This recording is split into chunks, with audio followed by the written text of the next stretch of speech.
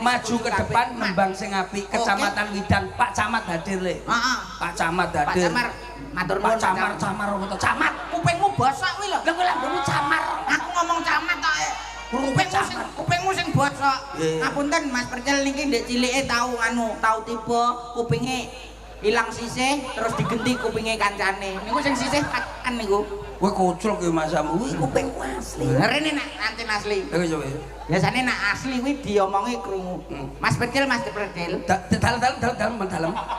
Rumahmu mana? Rumahku asli Blitar. Oh. Iya, iso ta. Apa ini lho? Iki lho sing kuping pasangan iki lho. Iki boten kuping asli niki. Balik. Mas Percil. Dalam Rumahmu asli mana, Mas? Blitar, Mas. Lah apa gitu Mas lho? Apa nih?